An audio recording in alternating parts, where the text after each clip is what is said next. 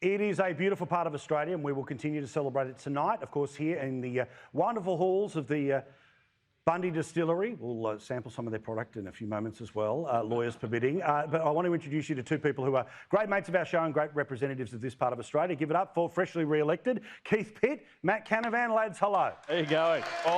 Welcome to my hometown, mate. This is it.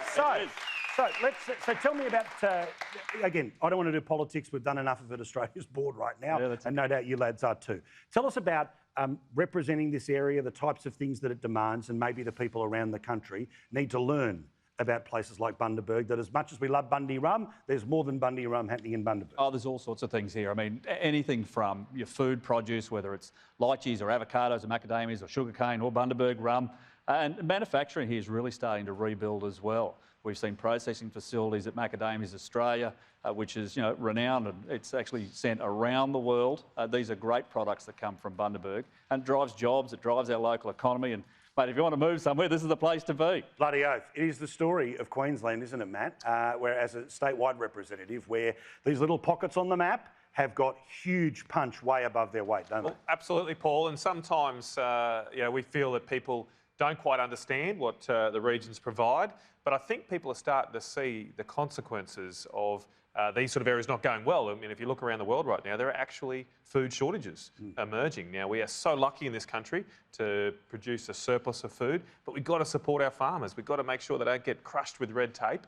Otherwise, your food prices will go up and we won't have the plenty we have today. So it's only thanks to the hard work of these regions we enjoy that. So those global factors, like we talk about things like fertiliser, right? Now, I'm not obviously going to pretend to know exactly which bits of this region need it, but when we hear things like global supply shortages with that, that has immediate consequences. Are these sorts of regions vulnerable to things like that? Oh, absolutely. As your input prices change, your costs change, your structure changes, and not necessarily your end product price. So what you see with urea, and we've seen it hit $1,500 a tonne, right? That's just completely out of hand. Wow. Power prices in particular, if you have to irrigate for agriculture, it costs money. You've got to be able to invest in your future as well. Technology here is now a big part of what our agricultural producers do, but all of those things are dependent on, firstly, having a product that people want to buy. Secondly, it's some of the best in the world, it's why they want to buy it. And then, of course, we've got to have the workforce here to deliver it. No, they're just the fundamentals of business. Well, Paul, you see these students go and take a day off school and have the climate protests. I probably would have done that too when I was at school. I'd have a day off school. That sounds great. And they run around with this placard saying you can't eat fossil fuels.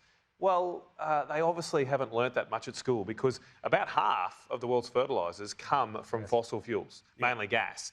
And so if we don't have access to that, we don't have access to food. And so the reason food prices are going up right now, the principal reason, is because a whole lot of woke banks around the Western world are not funding fossil fuel projects. We're running out of gas in the Western world. We've cut off Russia now, and we don't have enough fertilisers. And we're struggling to grow enough food around the world. And so this is where we get really frustrated coming from the regions where we have a little bit of understanding, the farmers have a lot, but we're dictated to by these morons who take their cues from 16-year-old Swedish teenagers. But also people who think that the regions are just places to have Airbnbs or to put wind farms. Like, where you find the local winery, right? Yeah, exactly.